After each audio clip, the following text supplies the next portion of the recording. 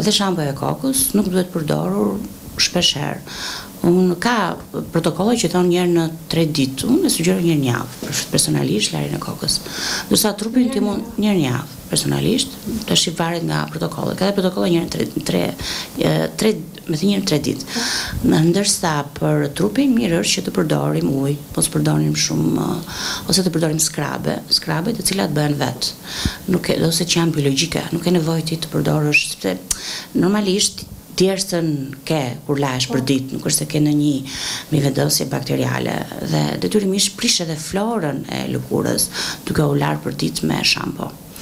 Mirë është të përdoren skrabe, naturale, biologjike, mund t'i bësh dhe vetë, shumë e thjesht, me krip, me sheqer ose dhe ulliri, janë shumë të mira dhe me ujë.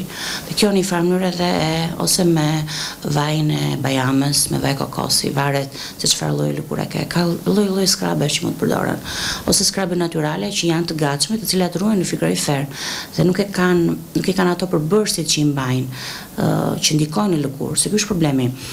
Ti blen një preparat që është goxha i shtrenjtë, por asnjëherë nuk janë të studiuar përbërësit të cilët e mbajnë këtë preparat të mos prishet.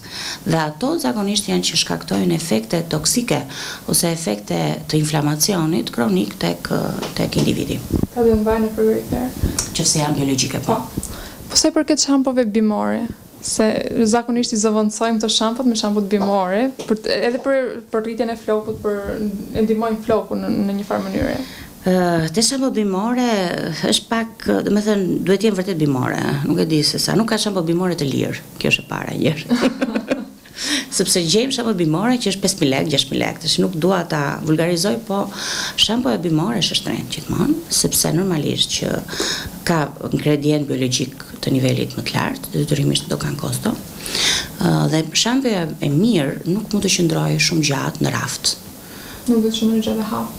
Nuk mund të qëndrojë sepse nuk ka konservant, këtë duket. Dhe një shampo që qëndron 3 vjet nuk është bimore. Sa duhet të qëndrojë, sa duhet ta mbajë? Në një varet se nuk është se e kam, po nuk duhet të qëndrojë gjatë, kjo është ideja, si dhe kremrat. Nëse një krem qëndron gjatë, ka aditiv. Sepse aditivi është që e mban atë të qëndrojë. Pastaj ka dhe aditiv biologjik, që mos ta, ka aditiv biologjik, të cilët nuk kanë efekte aq të rënda, nuk kanë alumin, nuk kanë zhiv, nuk kanë ftalate, nuk kanë formaldehid, nuk kanë mbajtje silikoni që dëmtojnë organizmin. Kremrat e trupit që përdorim? Të gjitha kanë diçka. Patjetër, domethënë, çdo gjë, unë kam thënë herë tjetër që një femër, po marrim një femër duke qenë se mendojmë që është me kuruar, por një femër në 24 orën e parë, nëse i bën të tëra me larës, me shampo, me kremra, me make-up, merr 140 preparate. Që zakonisht bën? Po. 140 preparate në 24 orë. Mendoj se çfarë ndodh me sistemin e një gruaje duke bërë këtë rutinë për ditë.